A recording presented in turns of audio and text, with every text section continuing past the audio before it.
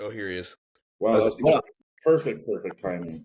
I was going to say that's incredibly ironic that you and I are the first ones here, Josh. Silent film that was ready the soonest and everything, too. Yep, and then here I go, start doing other stuff. Funny how that works, right? It's like, oh, no one's ready. I'm going to get this done. And then before you know it, we're all 20 minutes late. That's how I was like, fuck, Neil's not ready yet. I'm just going to make some coffee and chill for a minute. And then he's like, oh, you can start it up if you beat me. And I was like, fuck, I started doing something. Dude, we're all just like waiting on each other, like relying on each other. I know, dude. It's like phone tag almost. Well, we got nationals to talk about. Did either of you guys follow it at all? I got my eye on a couple people. Not too closely. The 19-year-old kid, Anton, got his pro card. That was pretty fucking crazy. That's the pro card to ever have gotten. Technically, if we're not talking about Lee Priest, who got his pro card, I think at like 17 years old, but they wouldn't give it to him. Right. Oh, that's right. I remember that story. That's pretty crazy. Yeah. So wait, otherwise he's the youngest ever? Yeah, 19, bro. That's crazy, man. I'm pretty sure Jeff Steid was younger, but he does men's physique, so I'm not going to count that as anything. I mean, that Anton kid looks a million times better than Jeff Steid ever has. So did he see the kid in person, man? It's a sight to see. I could tell from Alex video that he posted training with him that he's definitely like. Mm-hmm. It's just different. Good for him. Yeah, for sure. Genetically just gifted, for sure. I was proud of him just because I know that he got a lot of shit on the internet not too long ago for one of the shows that he did.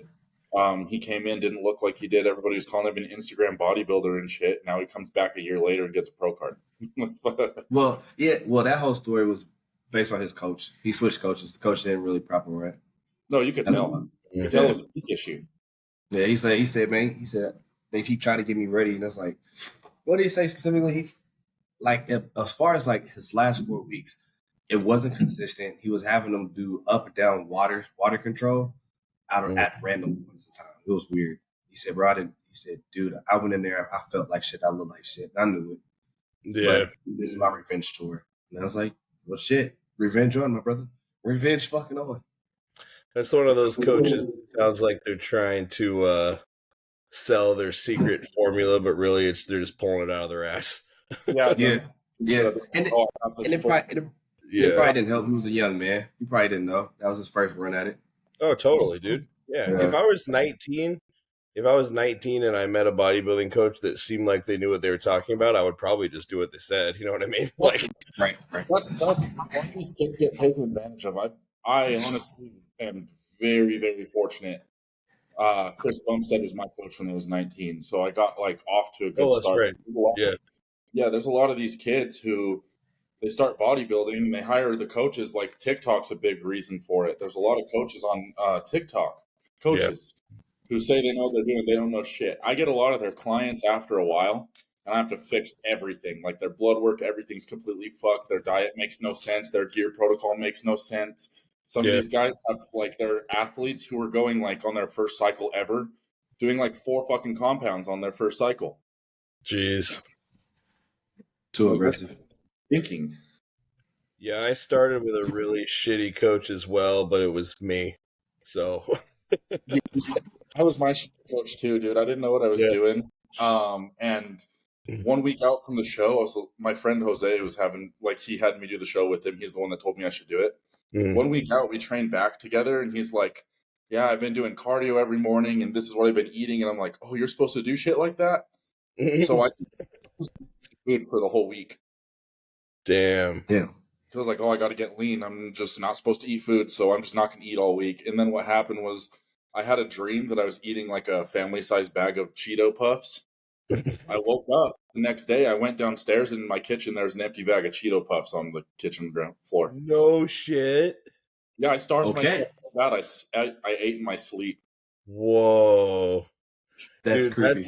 That's hilarious. I've had those dreams before on prep where at that point it's a nightmare that like you binge on something and then you wake up all stressed out like fuck.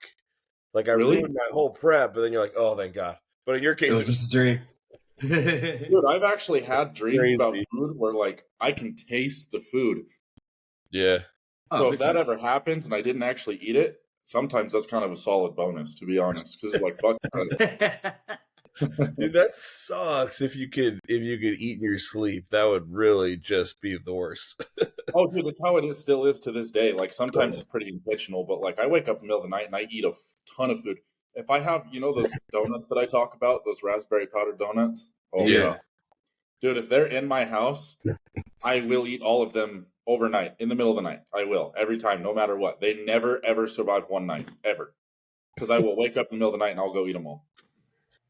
So like Damn. I just know myself well enough to like when I get in prep, I just can't have that shit in my house because I will go eat it.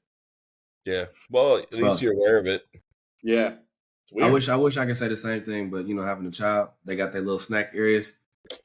Bro, I remember I accidentally ate a whole box of Cheerios. Dude, I feel all about like good, just raw Cheerios. Fucked up the top of my roof of my mouth for a while, but it was fucking worth it. Oh, I felt bad. I was like, it's just an extra bit of carbs. Good for the heart, dude. It's cholesterol. Yeah, exactly. I could have ate worse things. Exactly. I feel like I'd go for the fruit snacks, dude. If I was ever in the position where like I had a kid and they had snacks and shit, I'd be eating the fruit snacks.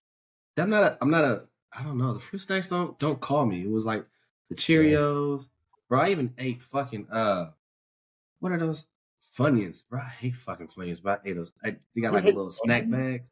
Yeah, nah, Funyuns ain't my thing, dog. Dude, what the fuck? Funyuns are so good, bro. If they're not onion rings, I don't want them. Yeah, Funyuns are a pretty bad snack, bro. It's not the top of my list. What sucks about them to you? I think they're pretty good. It's the flavor profile is kind of off for me. Obviously it's a play on onions, but it doesn't. Yeah. I don't eat raw onions like that, so the flavor is just not what I expected. This might be a controversial thing to say, but I'm also not a huge onion ring guy either, to be honest. It depends on where they're from, 100%. Yeah. I've had some good ones. I've had some bad ones. I can't remember. Like if I bite into my fucking onion ring and my first bite, I pull the whole onion out of like the fried bread and shit. That's not the onion ring. Yeah, it's not. Yeah. I feel like it's too. I'm sure it depends on the spot, but I feel like it's usually too much of the batter and shit. It's like it kind of feels like you're just eating fried batter with a hint of onion. I don't know why I wouldn't be opposed to doing that. I wouldn't either. To be honest. Dude, that's the unhealthy part. That's what I want. Again, fried oil and breading and shit. That's the good stuff. That's all I need. Fuck the onion. I pull onion out. If it's like really, really crispy, I can get down with it, but I feel like a lot of times it's just kind of soggy and like yeah, those. I hate those. Like, can I get the onion rings? Hold the onions, please. Can I get onion rings with no onions? Dude, but speaking of nightmares, I had one of those. I don't know if you guys have ever had this, but I have this recurring nightmare as a bodybuilder where I'm competing either that day or the following day, and forgot to do everything. Like competition dreams are fucking weird every time. Like forgot to diet. Forgot to in this dream specifically. I realized that I was supposed to tan in the next hour, and I hadn't shaved anything. So I was like, "Fuck!" I did that in my first show too, dude. Really? You actually did that your first show? I didn't know anything about competing at all, dude. Like literally, I didn't even bodybuild yet. But when I did my first show, I started bodybuilding after my first show. Yeah. But I just went to I remember I lived in Wyoming. The shows are here in Utah, so it's a 3-hour drive. I get here, and then I get the text from the tanning guy or whatever who I got to go meet, and he's like, "Make sure you're all shaved, whatever." I'm like, "Oh fuck!" So I go to the Smiths or something. I grab one of those razors and I shaved myself with a water bottle, a rag, wet paper towel, and then just in the car with the razor on the way there. Holy shit, dude! Hey, just happy for you didn't get razor bumps by doing it that way. Oh, God, I did. That could have went south real quick. Luckily, I was just a little boy who did not have that much hair. Well, that's good. That's a plus. Yeah, dude. Like my shit is a mess if I don't shave it. I got a lot going Oh, on. now, yeah. Yeah. It's so funny though. Could you just imagine like you do this whole like like this show's like 16 weeks away or whatever, and then it's like the Friday before, and you're like, "Fuck, I forgot to diet." I know, dude. Whole week. Oh shit, I forgot. It's such a stupid dream, but yeah. You You guys a whole Oreos. Oh fuck, I wasn't supposed to do this. guys get competition dreams like that on prep or otherwise, or no? I just get them randomly. It doesn't matter. Yeah, if it's mine's just randomly. It depends on what I've. If it's not in prep setting, it depends on what I'm watching. If I'm watching somebody's prep series or something like that, then I could like put myself in that position. But more so. Yeah, I don't even remember like. Sometimes my dreams are very strange. They blend together. Like I've had those dreams where it was like, I had a dream, dude. I shit you not. I don't even know how to describe it because, like, you can't really remember like intricate details. But with this dream, it was so weird that I remember certain things. So, in my life, I've worked in Cafe Rio and Walmart. Okay, so in this dream, it was a competition dream, but it also had to do with Cafe Rio and Walmart. And for some reason, dude, it's so weird. This makes no sense the more that I say it, but I know that it happened in my dream. So Walmart employees were having like a movie night thing in the back room or some shit, but I had to keep going back and forth to the kitchen to cook food, Cafe Rio or whatever the fuck, and I had to do this stuff as fast as I could so I could go get on stage. That's all it was. Like, what the fuck? Yeah. That sounds so stressful, bro. It was so weird. I was like trying to like, I don't remember it. It was so weird. I can remember it. I can picture what was going on in my head, like what I saw in the dream, but other than that, like it's just the little scenarios. Yeah. Do you guys remember your dreams often? No. I attempt not to. A lot of times. I don't want to remember a lot of my dreams. What do you Why? tend to have? Is there a particular reason? For the last 2-ish years, like since 2021, probably 90 to 95% of my dreams are nightmares. Really? Yeah, it's like more of a trauma thing. So I'm trying to like learn through it. I go to therapy now. So like that's actually kind of helped a little bit with some practices that I can do before bed because I've been trying everything. But yeah, I just try to not remember them. But then now I'm at a point where it's like happened so much that I'm pretty desensitized to it. Now it's just another weird dream. Yeah. Yeah. Sometimes it could be like sleep paralysis shit. Sometimes it just is whatever. On TikTok, when a person like it's like a funny TikTok, and they like wake up to sleep paralysis and the ghost starts breakdancing and stuff. You ever had anything as random as that? No. I've never had anything funny with it, to be honest, but that's fucking hilarious. It's hilarious. Dude was like, he was just watching me, and the ghost was like this. That's hilarious. Oh, the reoccurring sleep paralysis dream I have is like I'm laying in the bed, I'm like looking up at this, and then these things keep coming in my room. Then they're like just figures that are like moving, and then they bend over to look at me, and then they're scary as fuck for a second, and then they go up, then they walk away, like almost like I'm in a funeral. Oh damn! That's the one I get the most, like sleep paralysis wise. That's terrifying. Interesting. That is pretty scary. And it's crazy. The thing that sucks about sleep paralysis is, for one, you're still in your environment, so it's too familiar, so it's like very weird. And then for two, it literally feels like hours, like it's slow moving. It's not like a regular dream where it's like a flash kind of memories, whatever, wake up. It literally feels like you're in it for hours, and you can't wake up out of it. I learned how. I really think about throwing my shoulder over, and then I'll like roll over and wake up eventually. So now that you're so desensitized to it, you just be sitting there like, I'm just waiting for y'all niggas to leave.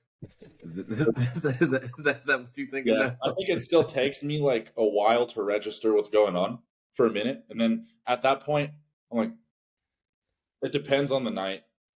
But most of the time, it's hard for me to go back to sleep. So sometimes I just stay asleep. But I really do try to just roll over and wake up, because that's the only thing I can do to wake up out of like sleep paralysis. Is like, I really literally, what I try to do in my dream is throw my shoulder, or I'll try to like make a noise. And it's so funny because it always, like, when I wake up, I'm always just going like, like I'm just making like this weird ass noise because I'm like trying to yell or something. But like I wake up and I'm like, I'm sorry. Just visually picturing that. It's funny. It's funny, dude. It's weird. So like like, in my dream, dude, I'm like, technically you sleep. So technically you're asleep. You just you yeah, just literally, wanna yeah. wake up like that. So in my dream, I'm yelling loud. So like for a minute, I'm like, like loud. And as soon as I wake up, I'm like, and I'm like, oh. Hey, it worked. Hey, that's funny. I think I used to get recurring sleep paralysis. So back when I worked at Gold's Gym, which was my first trainer job, I used to take a lot of naps in my car, specifically my 94 Jeep Cherokee. I think it was a 94.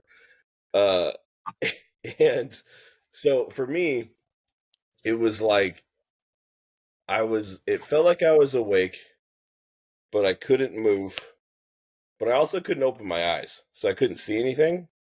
But when I would take car naps, I would roll my windows down when it was warmer out, and in my dream, I was awake, but I couldn't move or open my eyes, and it sounded like, but I could hear things, and it sounded like people were coming. Someone was coming up to my open window and screaming at me as loud as they could. That was the entirety of the dream, and I was just like laying there, and I couldn't open my eyes. I couldn't move. I could like barely move, like it was painfully slow, almost like when your hands are asleep because you took too much growth hormone or whatever.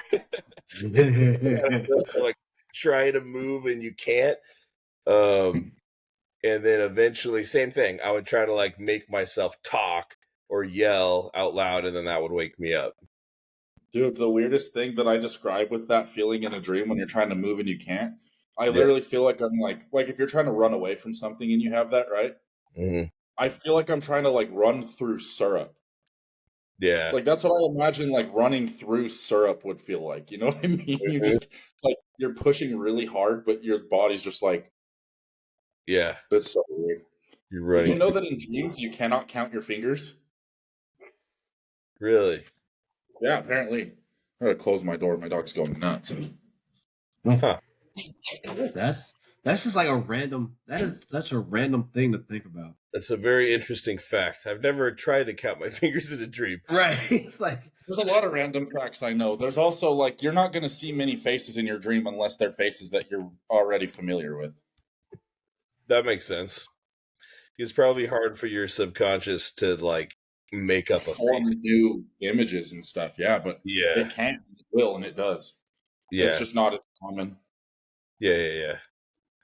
There's also, I know a little bit about like dream symbolism stuff and like why you think or dream certain things. That's what this tattoo actually is. It's red wolf eyes, because one of my like biggest nightmares that's reoccurring has a lot of blood in it. And I guess that's just loss and grief, basically, is what that means. You're dealing with a lot of loss and grief and stuff. So that's what this tattoo means because of those dreams and stuff. But yeah, dreams they're extremely interesting to me. Is one of the reasons why you smoke enough weed to get an entire village high? Is one of the reasons for that for your night terrors? Because I've heard that helps. Kind of, yeah, and it does help a little bit. It's kind of a way to like. It's more for me to. I have like crazy ADHD and shit too. So like my brain's always going like a million miles a minute. I'm thinking of so many things. I can't really help it. There's a lot of things I don't want to think about that I think about anyways. Like I can't control it. So I'm trying to just slow that down before I go to bed too, and it helps a little bit. I think the less chaos that I have going on up here, the better I can sleep. I feel it. Yeah. Tyler, I kind of want to try hookah, dude.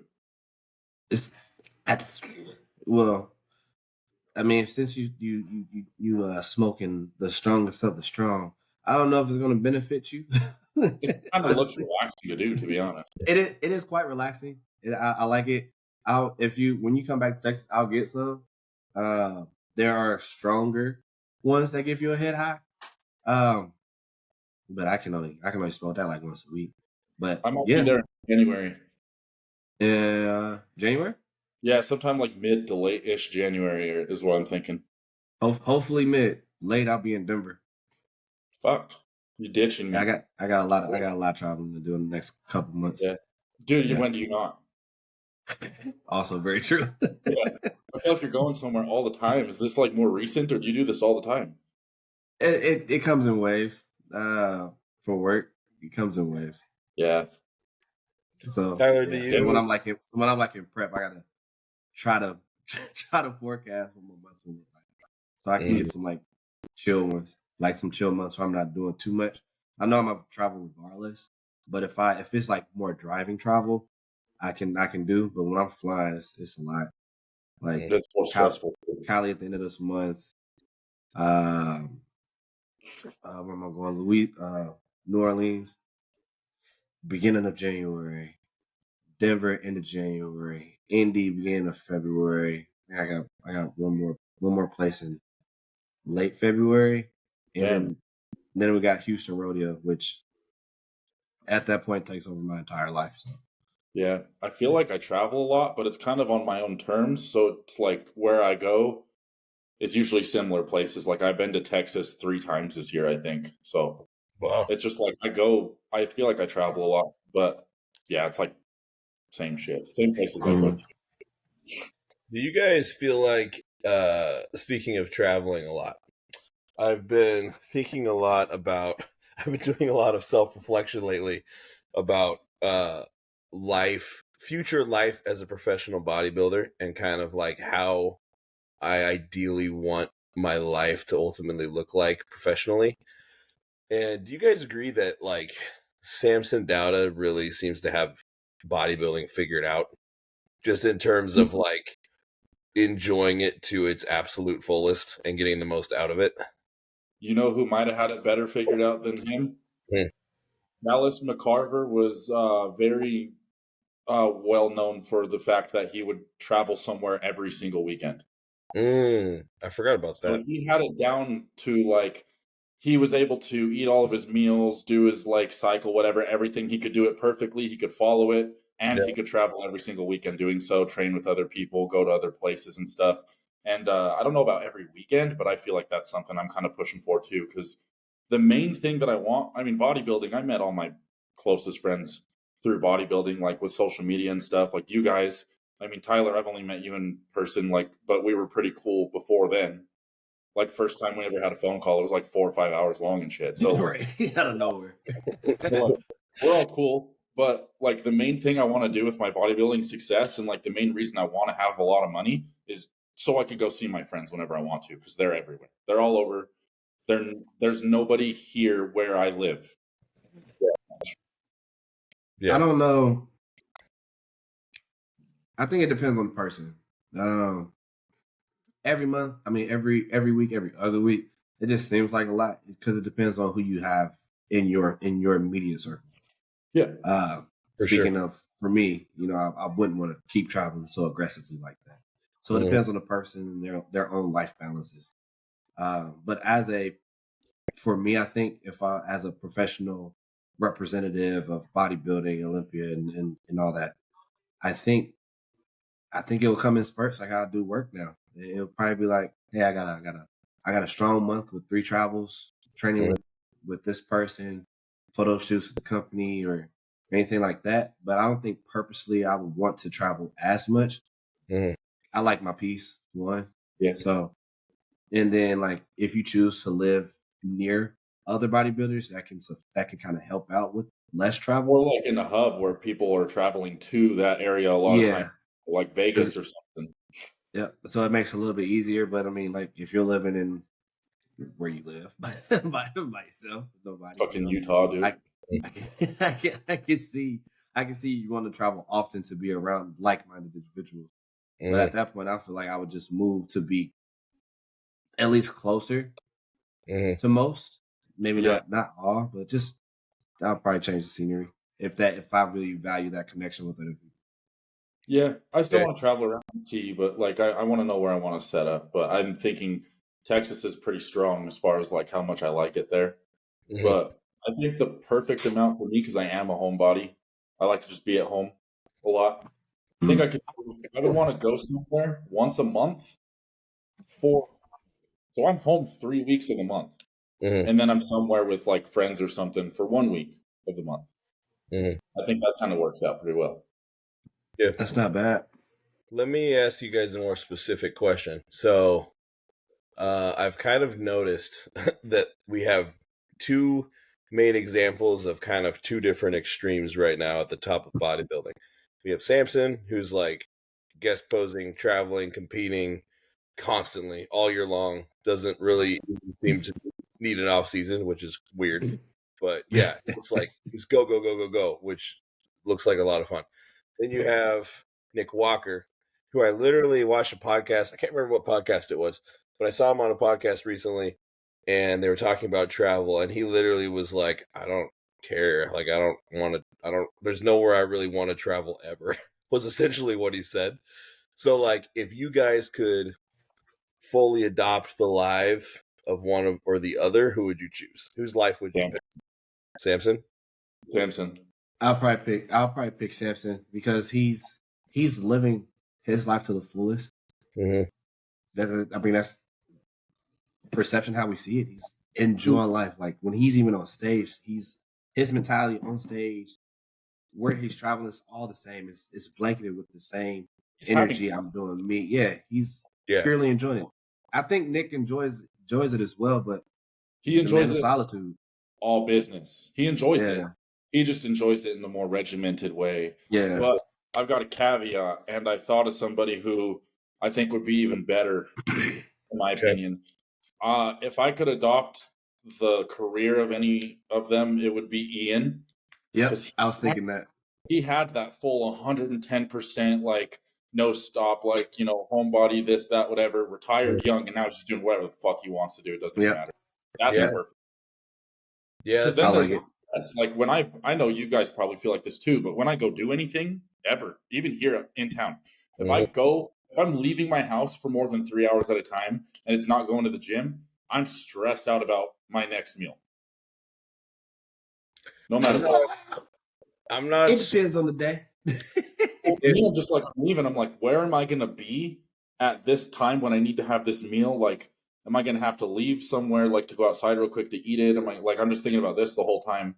Like, that's what's running through my head. I'm like, I got to get this meal in. I can't be late on it because I have so many meals in a day. Like, I'll have to eat 2 back to back kind of shit if I don't. Like, I don't. My thing is preparation. If you know you're going to be gone for a period of time, you plan ahead. No, I know. I plan ahead. Are you saying like you're in positions where you just can't eat your food in, or? Oh, I'll eat it anyway. I just get stressed out before I leave my house, thinking about when and where I'm going to be when I'm eating it. Because as long as if you got it on you, I know that's all you need. If you got it on you, you ain't got to worry about it. I feel like I need like a particular environment to eat in properly because I'm so like, I don't know. It's really weird. I have sensory issues hardcore, especially with noises and stuff. So like my eating environment is just sitting there. There's either just music playing or there's like a podcast, and I can just sit there, lock out, and eat. And if there's so much other shit going on around me, then that gets hard for me to do for some reason, just to focus on the task of eating. Like focusing. I got you. I hear that. I hear you. Yeah, that makes sense. Yeah, no, like if I don't have a solid plan, like let's say I only have one meal packed and I might be gone. I might need more than one. I might be gone for longer than anticipated. That kind of thing would stress me out. But then ultimately it's like, well, that's on me. I only packed one meal, So I kind of take responsibility for that. But as long as I have like more than enough food on me, I'm like, I'm good. Like I'll find a way to eat it. Even like I've eaten meals while driving before a lot. Like I have to do it sketchy every time. You what? To eat and drive, it's sketchy. Oh, for sure, dude. That's my life. I have to get that's my fucking life on my lap. I'm sitting all the way up here. I gotta balance that rice and stuff all the way up to here without making a mess. See, you tripping. This is how you do it. You drive with your left knee, right? And you got your bowl or whatever mounted to your chest. No, you're right. That way the distance isn't far and it's not wiggling. It depends on traffic.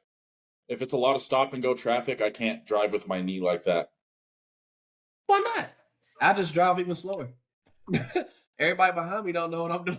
I'm just driving slow. If you want to go around, go right ahead. I'm good. Yeah, I guess it does. I don't know, dude. You got to drive here in Utah. You'll see what I mean. Because Texas drivers, they're we fast as hell. They're scary. Yes. They're stupid. Utah drivers are a different kind of stupid.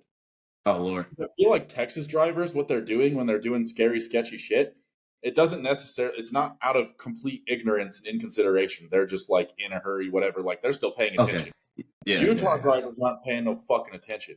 You have to pay attention. Because they will merge in front of you without even knowing you're there.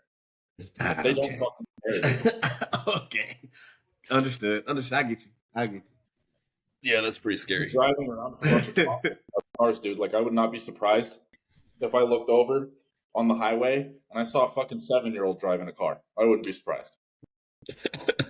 It's so damn stupid here. And I don't care if I get in trouble for this. Anybody that lives in Utah is going to agree with me who's listening to this anyways. And if you don't agree with me, you're one of the 7-year-olds. Damn. Yeah. Drivers are shitty here too. I feel like drivers are just shitty everywhere. Everywhere. Pretty much. Sometimes up in Washington, it gets a little bit worse too, because like there's certain roads in Washington and like Oregon kind of on that border, because Oregon's known for like pretty windy, weird roads. Yeah. Washington has a lot of areas like that too. And that's when it gets pretty strange with the people not paying attention and stuff. Or like in Washington, anytime the road's wet, people don't know what the fuck they're doing anymore. Dude, it's really weird, man, and kind of embarrassing at this point. Like, I feel like also with snow. So we get some amount of snow pretty much every year. Typically. Sometimes we'll miss a year, but that's the exception versus the rule. Everyone seems to be in denial about that and think that we don't ever get snow. And so we're never prepared for it. Like no roads get plowed, or they do like days later. Everything shuts down. Like businesses close for like 2 or 3 inches of snow on the ground. Like really not much. It's really weird.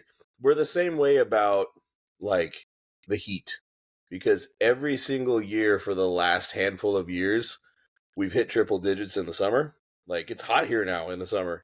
And people are still like, oh, we don't need air conditioning anywhere. Like, it doesn't get that hot. It's like, it does. It's just not for very long, but it does. So, yeah, I don't know. It's annoying. Yeah, in Wyoming, they would not shut down businesses and roads no matter how fucking bad the snow got. Yeah. It did not matter. They were too prideful. Dude. That's hardcore. I like that. I like that energy. I hate it. But my friend Ricky, he lives in Houston. He's probably only an hour away from you, Tyler. He said you guys get snow sometimes. Yeah, well, fucking mind. It's rare. It's rarity. What was it? The year before I moved here, they had got snow and like shut down the entire city. Like nobody could drive, and it was like I don't think it was a full inch of snow. That's how bad it wasn't the snow. He told me that it was so cold in the grid and there's not like built for it. They were having power outages. He said it got to like 15 degrees one day. The only way that he could open up doors and stuff is if he poured hot water over the knob and stuff first, because everything was just freezing.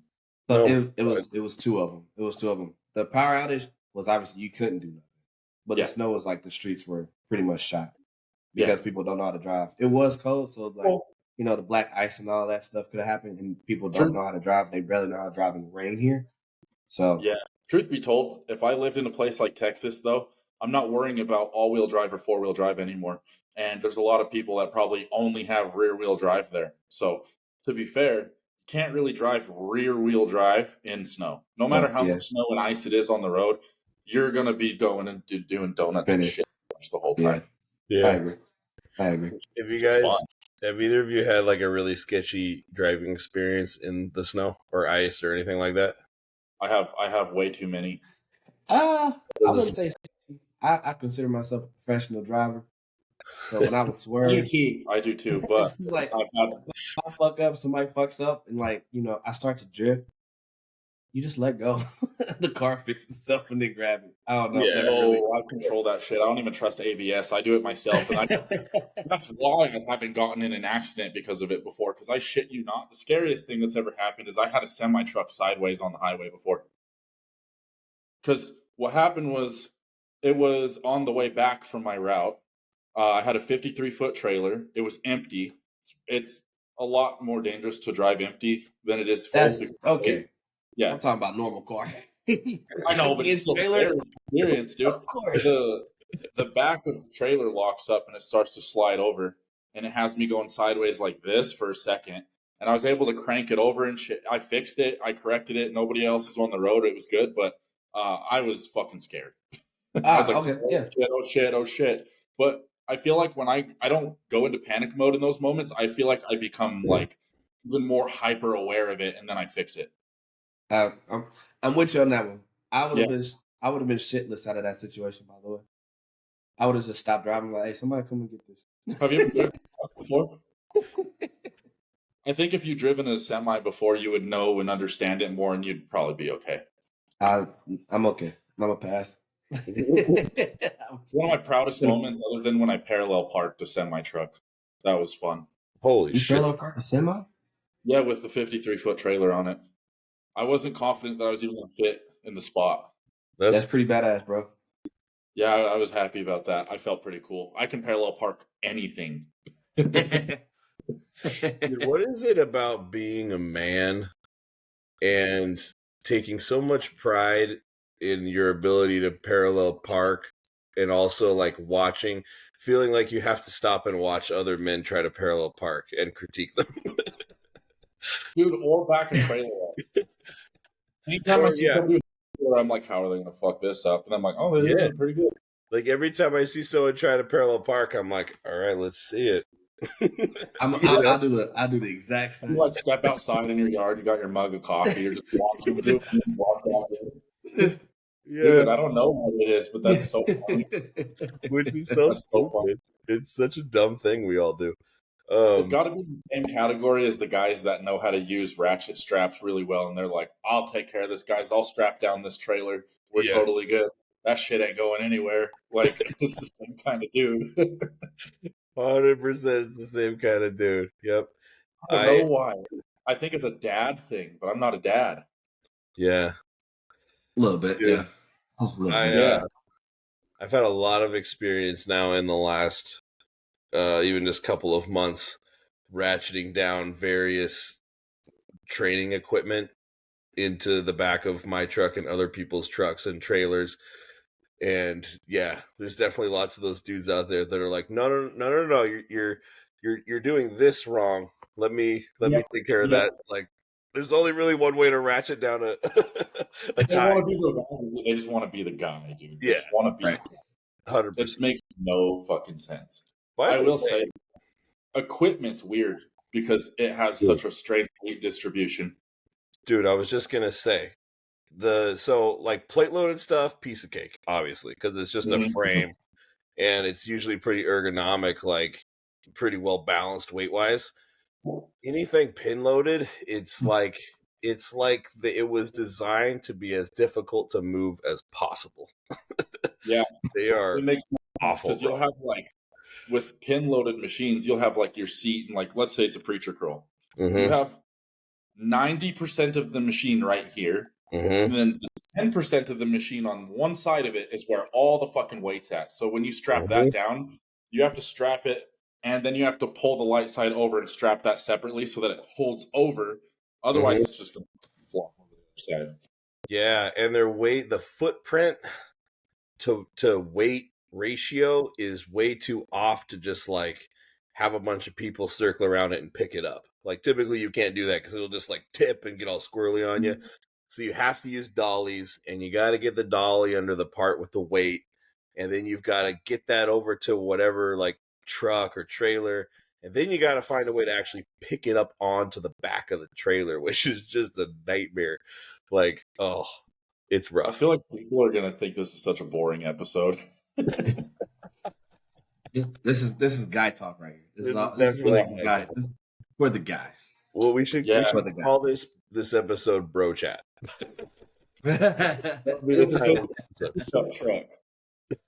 Yeah, exactly. You like a Ram or Silverado or whatever the fuck else they got out there? Let me get that good old Tacoma. What do you guys drive? I don't even know. I have a Colorado Duramax, so it's a mini. Oh. It's like a Tacoma sized diesel. Oh, I know. I'm familiar with the Colorado. Yeah. I love it. I That's love it cool. so much. I got a Dodge Durango. Durango. What does that look like? Is that It's like a SUV. Yeah, they're SUV? cool. I like them. I like Durangos. Dodge. They have an SRT Durango. Mm-hmm. That'd be pretty I was sweet. going to do it, but I drive too much, man. I was like, I don't really want No, it would Keep not be racking good up. for like mileage alone. to. Yeah, What your car would look really sick with though is some black rims because you have gray. true. But Yeah, I think I'm gonna end up. I'll probably get a new car next year though.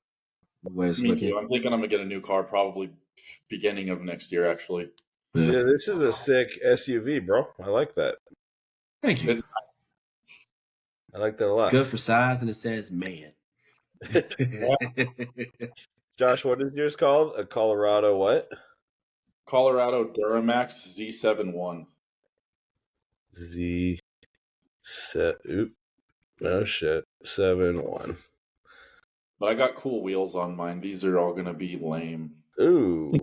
I like the body style though. That's dope. Yeah, I like it. I'm just like I wanted a truck for my dogs and stuff, and so I could go more places. But I'm a car person. I like cars. I like the smallest yeah. thing. So like, yeah, I got a small truck. See that red one? That red one is the only like more similar to mine just because it has different wheels on it. But like that's kind of how mine looks. The other one with the black wheels on the bottom. Oh, this Oh, on the right. On the right side. I've got different wheels on mine, and then I've got it like a little bit higher up, not too high up. Okay, that's sick. Yeah, I love it. It's such a fucking. I could go show you right now. It's in my driveway, but I haven't gotten it washed in a while. This is me. Yeah. You got the Raptor? Okay, brother. Yeah, that's my exact truck right there. It's so awesome, dude. I like Raptors. If I got a Raptor, though, I'd get a Raptor Ranger because they're small. Dude, you know what car? Okay, we got to do one more search here. Have you guys ever seen the Bronco Raptor? Yep, I want it. I love the Bronco. That's actually what I'm not looking at the Raptor because it's so expensive, but the Bronco ones, this is what I want to get next year. Really? So yeah, I'm thinking that's what I want to get because I don't know. I really like them. I have two Broncos back in Wyoming. I have a 67 and a 70 Bronco. Nice. So I like Broncos a lot. And this reminds me of that like 67 body style. This like I don't know. They did such a fucking good job with these, in my opinion. So cool, man. If I were to ever buy a brand new car, it would probably be a Bronco for sure. Yeah, that's what I'm gonna get. I'm gonna get the Bronco next year. Hopefully. I want to keep my truck if I can, but yeah, I've got a fun search for us to do. Let's see what our first cars were. Ooh, there we go. Now we're talking. All right, you're up. You start, Josh. What do we got? 2003 Dodge Neon SXT. Neon. There it is. And I drove this thing in Wyoming winters, and I never got it stuck. And it was a little 6-speed manual. Hell yeah, dude! Damn, bro. You know what I so badly want to buy another one of these just for fun. Yeah. What was that? This is how I learned how to drive stick shift, though, is in this car, and I miss it. It was so fun. It was a fun little car. It honestly looks like it would be fun to whip around in for sure. Yeah. It was a little front wheel drive. It had the pulley brake thing, so I could drift around in the winter. I just yank that shit. I could peel out because it was a stick shift, so it made me feel cool when I was a little kid. Yeah. I was like 15 years old. I was like, guys, watch this. And I'm like holding on the clutch and the gas at the same time. I just let off the clutch and it just squeals out. I'm like, this fucking guy on planet Earth. What do you got, Tyler? Mine is a 1984 Cadillac Eldorado. That sounds like it'd be cool. Oh, it was nice. Shit, bro. Oh, fuck. Yeah, actually, that I'm jealous. That shit, the cream one with that one right there. To the left. Left, right. That one, yeah. This one. Except it had that one. Except it had a brown leather top. Bro, it was so slick. Had crushed sheets on the inside, brown. Bro, Damn, and I dude. bought it off an old lady whose husband had passed away. Dude, it was in like top tier shape, man. Top tier shape. The only thing Nice. that rusted on it were the little plates right below the front headlights. Other than that, man, that bad boy drove so nicely. So Dude, that is nicely. a really cool first car. Yeah, that's sick. That's actually sick. My dad, he got that neon because somebody owed him money and it needed an engine in it. So he said I could have it if I put the engine in it. That's cool. So I figured out how to do it that way too. Wait, he got it because someone owed him money? What do you mean? Yeah, someone gave it to him instead of the money they owed. Oh, okay. Got My it. dad fixes up cars and stuff all the time. Sometimes he sells them or he just does it to help. Honestly, my dad does it more to just help people for fucking free. Like he just does it for people. That's But cool. this person owed him something for whatever reason, and he just took the car as payment instead and fixed it up. I was picturing like he shows up and starts breaking thumbs, and they're like, Yeah, dude, he's "Okay, like, okay, just take the car. fucking Just take money, the and car." just like, give me the keys. Just buy a car now. Now, my dad's like an extremely nice and selfless person for people. Like he does everything for everybody else. Nice. Let's see. I had the lamest first car out of everybody here. Dude, this was definitely a grandma car, bro. It was like was this the That color? silver one right there looks cool though. No, it wasn't that. Yeah, that looks pretty shit. Not gonna lie. Let's see. It wasn't like that. It had the Jaguar on the front. Where is it? These all look different. I think it was an X type. I kind of like it. I'm still not gonna lie. Like it's kind of cool. I think that it was this, but it was like a baby steely blue, like a Baby really steely light blue. Yeah, like a really light steely blue. Grandma blue. Grandma blue, exactly. Yeah, I'd like to see you try to get in that car now. Oh my god, dude! I thought it was so cool too because it was a Jaguar and it had the little Jaguar on the front. I'm like, yeah, I have like a sports car, but it was not. It was a sedan. You guys have a dream car? Ooh, Oh man. I don't. Mine hasn't changed in a while. I've known what I wanted for a while. I actually almost bought one last year, but I canceled the order on it because it wasn't a smart financial decision to make. Yeah. I have different types of dream cars. I mean, I don't know if I can say there's just one in particular. The one that's what most achievable one? Oh, it's a 1996 Chevy Impala with power shifts on the floor, and what was it? Power shifts on the floor. Oh, what? Oh, the sunroof, leather interior, all black. That's cool. It just screams straight out of Compton, but you know. I love it. My dad probably has one, dude. He has like 15 or 16 project cars. Wow. That is definitely one of those project cars for sure. If you can find it and keep it all original, it's just one of those like top tier cars. The last time I saw one, Devin Booker has one in the exact way I want it. Fucking just looks old, but it's just such a classic nostalgic car. Hey Neil, could you look up a 1967 Bronco? Hell yeah, dude. That's one of my dream cars, which I do have, but it's not restored. Those are, if it honestly how it sits right now, and all it basically is a body and a frame, and sitting on the side yard of my dad's house, it's still worth like $15,000 just like that. If it's fully restored, it's worth like $150,000 to $200,000. They're so like they're big collectible cars. They're really hard to find in good shape. My boss, I think he's almost done refurbishing his. Actually, it's that blue one. See, similar to that blue one actually. They're so cool, huh? I love them. When people put the big wheels on them like that, that red one looks super cool. This might be funny, but I can't remember. Did OJ drive away in a Bronco? Yeah, but it was like a second or third gen Bronco, big white one, like a 75 or something, or a 90 even. Yeah, I had an OJ Bronco. I used the OJ Bronco drivetrain and put it in my 70 Bronco. Nice. See, these are cool to me. I don't know why. I just love them. They're so like that one specifically. I love the way it looks. I used to have a 1977 Chevy. What was that? K20. And I would love one like actually fully restored because mine was just a rust bucket, dude. Oh, But like a those are Star. nice. these things are so sick, dude. Yeah, that's pretty cool. I like this those. one right here. I would absolutely drive this. Yep. 100%. Yeah. Yeah, Now I'm trying. my dream car that I canceled the order on last year was a 2022 Corvette Z06. Ooh, them bad boys is nice. Yeah, I got a buddy. I got a buddy at the gym that has one. Yeah, And- same. Yeah. And the blue one, if there's a blue one, that's the one that I almost got. I think it's called Hyper Blue. I don't remember what the blue is called. That's the one I almost got, though. That right there? It would have been a stupid idea. No, it's more. DC, go down a little bit, real quick.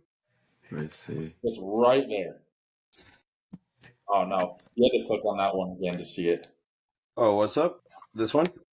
Yeah, click on it and then scroll down. Oh, Right there, that blue. the lighter blue. Yep, Got That's it. solid. That's cool, dude. that's exactly what I want.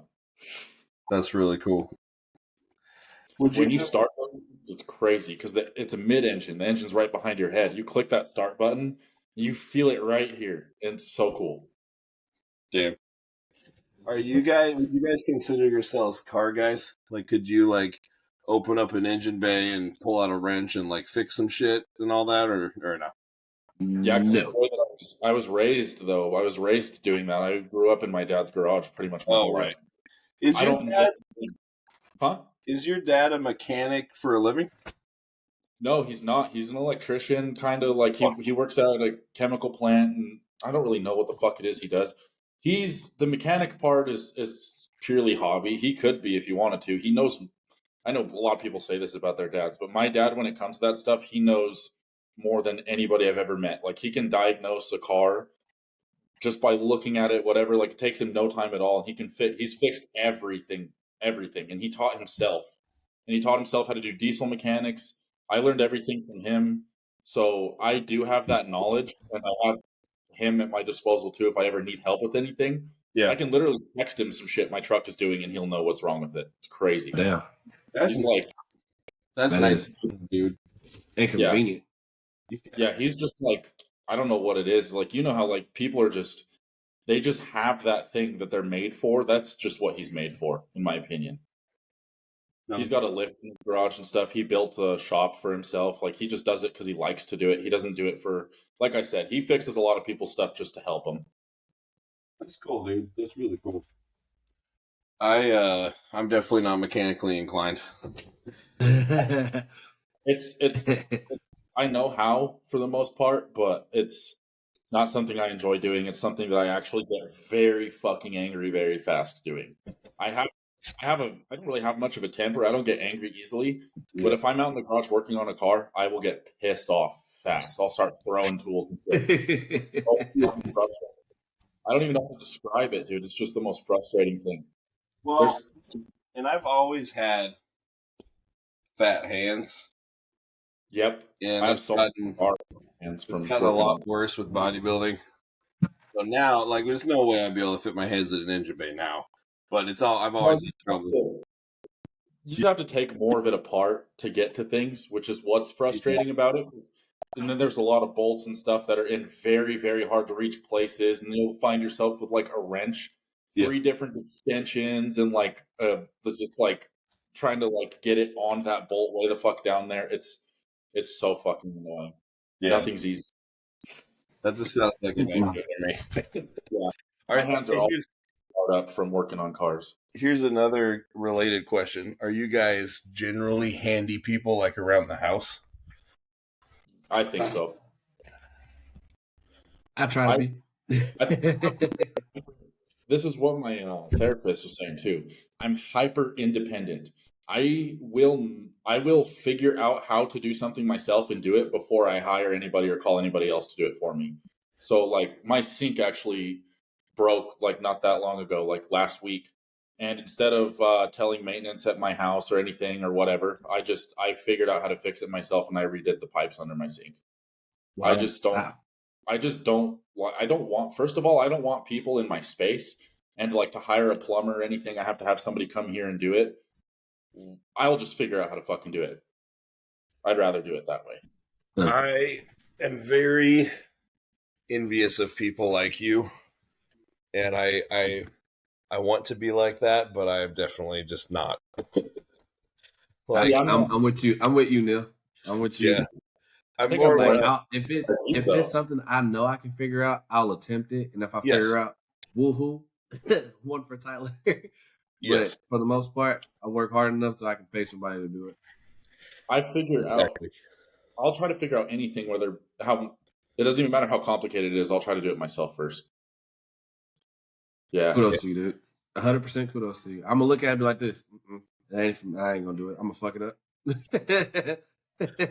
I get scared of fucking things up, but like, I mean, I haven't yet. Like I did, with these newer cars, they're not a little bit, they're a lot more complicated to work on. But I took my truck apart and did the whole stereo system and replaced all the door speakers and stuff by myself. Wow. Oh, damn. Yeah, I just kind of That's did impressive. It's, what is it called? Reverse engineering. I didn't like watch videos or anything. I just started taking shit apart and figuring it out, and then just put it back together. Can you do a Rubik's Cube? I've never tried. I doubt it. Rubik's cubes are not even based on these situations. I feel like you can do it. You can figure it out. I feel like Rubik's Cube, I could do a Rubik's Cube because I'd figure out the algorithm, but that's all a Rubik's Cube is. True. It's just an algorithm. As soon as you figure that out, it's not that hard to do. Our next, whenever we do another live podcast, you should buy a Rubik's Cube. Oh, big facts. And try to solve it by the time the episode's over. Yeah, I bet you do. That'd be wild. You guys have a lot of faith in me with figuring shit out. I don't know, bro. You're as smart as a whip. I don't know, man. Of course, we got faith in you. I'll try. Dude, I'll try. I feel like if the three of us were all like roommates, it would just be a lot of me and Tyler being like, "Hey, try this."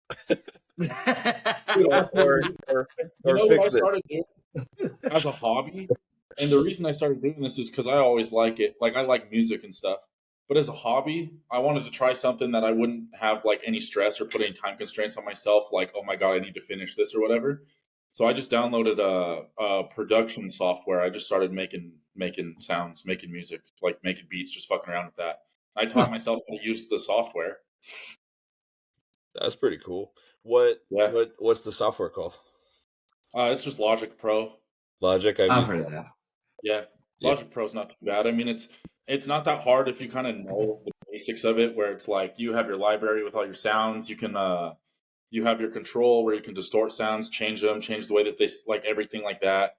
You just use the keyboard on the computer to make whatever. It's not that bad. There's a lot of things, I guess, now that I think about it, that I would have to explain though.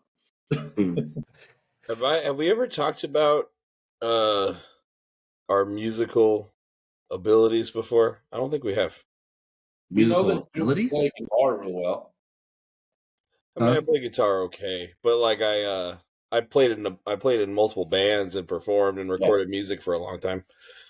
Oh yeah, because you got like 12 different guitars in your crib. Mm-hmm. Oh, that's right. That's what sparked it. Yeah. I don't know if we talked about it fully. Yeah, we did. We didn't talk about it. You do anything, Tyler? I used to play the saxophone all the way up through elementary to middle school. I played the tenor and the tenor and baritone sax. First chair, by the way. It was a great experience, but they tried to get me to do marching band, and I was like, nah, I'm okay. Yeah, I had 2 a days for football. And then like in high school, our band was like top 3 in the state. And dude, I kid you not, when we would have our 2 a days, like they would have their 2 a days, dude, the tans they would have because they'd be outside in the sun on fucking asphalt for like 4 or 5 hours. bro, they lost dramatic weight. I'm like, I'm glad I'm hitting people 24/7 because there's no way I'm about to just stand baking in the sun playing. Yeah, dude, Man, no way. I'm cool. Well, other than that, played the saxophone. I was a professional dancer. I believe I told you guys that. Yep. And then I was in show choir, Spirit Fingers.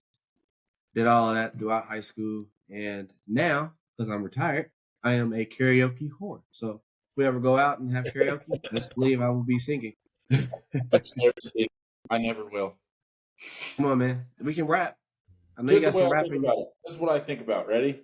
Because this is justified way of thinking, and nobody agrees with me, but it is. If I never fucking try to sing, then I can always think in my head that I might have the greatest voice on planet Earth. I don't know. There's only one way to find out, and I could be right. I could be wrong. I would rather not. I'd rather just, So you know. so everybody just randomly asks you, "Hey, somebody said that you got a really good voice." Yeah, fuck, I do. that's gonna be your answer every time. Why don't you sing? I've never sung it before. I've never tried. Oh, either. I won't. I'm too white for that shit, dude. So What do you mean too white? Wait a minute. So Josh, if you're like in the shower or like in the car, like do you ever sing along to shit or sing? I mouth words. You Mouth really? words? When it comes to music for me, You lip sync? I'm not. When it comes to music for me, I'm more into the sounds, the actual music of it. Like I like lyricism. Oh, the production part. I feel like I really am into it. Like I've been having a lot of fun with it. And it's something I figure out because I can sit here right now. I can come up with a song in my head. All I need to do is learn how to put that somewhere. Because I can do it very easily. Like I can do drum beats and stuff. Like I feel like I'm pretty like naturally good at music in that way. And I've always had this crazy drive and passion to want to figure out how to do something with music. Huh. So like that's why this has been a fun hobby for me. But like in the car, I'll only like mouth words. And my weird thing with like white rappers, dude, is like it takes me a while to warm up to white rappers in the first place. I don't know why. No idea why at all. They just piss me off, dude. They piss me off. So like if I was one of those guys, I'd just be a hypocrite. I like them. I get to Hey. I don't like them at first. But the thing is, it's not your raps. It's not your style. You just rapping somebody else's shit. Yeah. Just go for it, bro. Now you have to do like a car karaoke. I'll be doing that shit all the time on Instagram. I'll try. To do just I know how to write real well. I could be pretty lyrical. I just don't know how to. Yeah. All right. Write a poem for our live. How about that? Write a what? A poem? Yeah. I mean, a poem is technically a rap. Just slow down. Oh, you want me to just write lyrics? Write here's what we'll do. Josh, you write a poem. I'll like put it to chords and like turn it into a song, but your lyrics, and then Tyler, you could write the other verse or something, and we'll make a song. Let's do this fucking thing, guys. Let's Hell do yeah. it. Cool. Okay, what kind of mood are we going for? Because if I were to write lyrics right now, it'd probably be pretty deep. I'm a deep thinker. Okay. What do you mean deep? Because I don't know if I want to sing some of the stuff. When I talk about like music and stuff, I feel like a lot of that comes from self-expression from people that don't know how to do it vocally. So they learn how to do it through music and sounds and raps and like, you know, it is poetry like that. So for me, I feel like I could put a lot of my pain out on paper and it would be pretty deep. This is gonna be some emo angsty shit. Right. No. Oh, I could also it would be, trust me, it'd be good. I'm just kidding. I could make it funny as fuck too. I could go either direction. I can make it hilarious or I could make it like good. Go both ways. Let's do it. Okay, I gotta write this down. Get real deep and then I'll out of nowhere just make it funny. Cool. I'll make us a beat too, just in case. Hey, this is gonna be silly as hell. What this is gonna turn into is now. So we have this whole plan, right? And when it finally comes time, we're like, Josh, show us your poem. he's gonna have an entire song done Right. with a beat. Dude, I can have double If you like, finishing. it'd be like, hey, any rapper artists that like my lyrics, please contact so and so. Yeah. Like, you want to sign me to any labels? I'm available. I said if I ever decided to release any of the stuff that I make, I would do it under a completely anonymous name. I would just do it. I would just release it. Nobody would know it was me.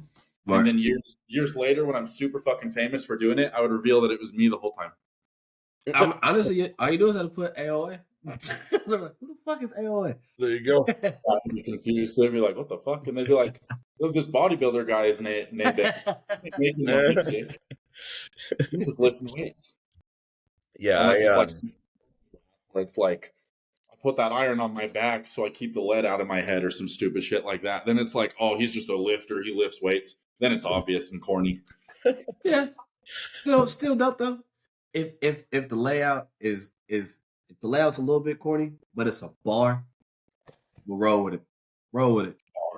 I mean, NLE Chopper said in his newest song, he said, I was missing in action like Krishan's front teeth. You know who Krishan is? Baby faces, baby mama, whatever she is. How do you spell He got it? no. See, Krishan. Just type in blue face baby mama. You'll see her. Put no teeth. Put no teeth. No. Who's this? Whose song is this? NLE Chopper? Is he dissing Blueface? No. He just started a song you know how like they just be saying shit and then somebody just catch a random stray? It's kind of that, like, he has no beef with neither one of them, but Dude, just you know who has the wildest lyrics sometimes is Kodak Black. Oh, bro. I'm not kidding you. Bruh. This is a lyric in one of his songs. I'm the shit. I'm farting. I don't know how to potty. Dead ass, bro. He said that. He has most outrageous. Second most outrageous will probably be what's my guy's name? Tyler's another one. Black youngster who be talking outrageous. 2 Chainz, yeah, her.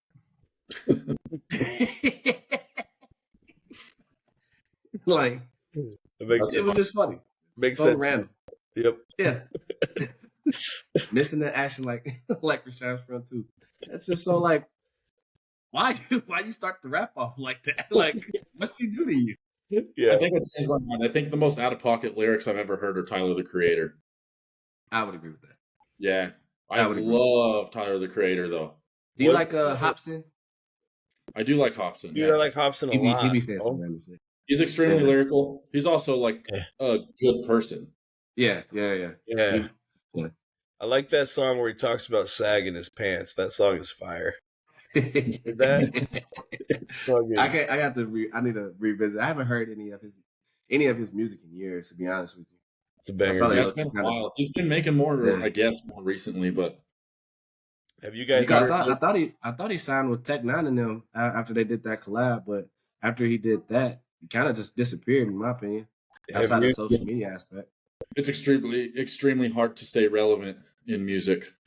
Have you guys heard of Chris Webby?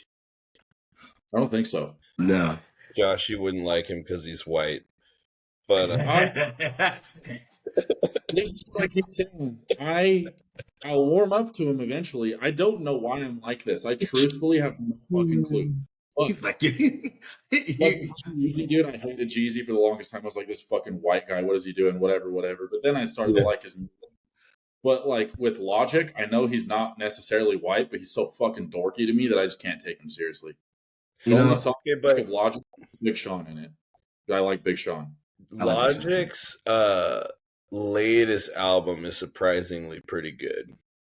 Yeah, because that one before it was trash. Yeah, it was awful. What's funny is I could sit there and I could listen to a Logic song and I could be like, this is probably good. I can't get past the fact that he's dorky as fuck. This is weird. It's why I don't understand, because obviously I'm white. I don't think that needs to be said. I think it's pretty clear. Why do I have such against? Yeah, I know, right? Why do I have such a thing against white rappers? I'll never know. I don't know where it comes from at all. Makes no fucking sense. And I told my friend Ricky this because we were on the phone the other day. He used to make music a lot. He actually like produced music and stuff back in the day. He's written and recorded tons of songs ever since he was like 15 years old. He's actually got some really good shit he sent me. And I was telling him, and he's like, don't fucking matter, dude. Like, it don't matter. And he's like, show me some beats you made. I was like, nah, it's embarrassing. He's like, every musician's embarrassed about the shit they do for some reason. It's so funny. Yeah. Because like, anytime someone who's a musician goes to show something, they always have to be like, it's not finished yet. Like, this is whatever. Like, just like give a whole like spiel. Just in case there's some people that don't like it. Yeah, just in case it's ass. Yeah. Yep. Dude, big fact. There were some songs that I went and recorded with a buddy of mine who used to live in Nashville. Now he lives in Texas, actually. He's in Austin. But he's a phenomenal drummer. We grew up together, and he lived in Nashville for a while. So I went and visited him, and we laid down like 4 songs that I had written. It was just like a little. That's the first. I thought that it was me. It is. It's usually you. This is different. Oh, you back? You back? Oh, did I freeze? Oh yeah, you did. Dude, it's so weird how on this, when you freeze, nobody else freezes for you. So you have no idea that you're frozen. You're talking about your friend. He moved to Austin. He's a good drummer. That's all I know. Okay. Yeah. So yeah, phenomenal drummer. We grew up together playing music together for like since we were both like 13. So I went and visited him in Nashville when he lived there to record like 4 songs that I had written. It was basically like a little EP. And I remember at the time being so fucking hard on myself and like perfectionist that I was like, these songs are just kind of okay, like whatever. I went back and listened to them recently because they're on Spotify, like they're on Apple Music and shit. I went and listened to them somewhat recently, and I was like, damn, these are actually pretty sick. Like what? Like I was so hard on myself and hypercritical, like you said, most musicians are, that I couldn't even like appreciate it in the moment at all. I was like, it could have been better.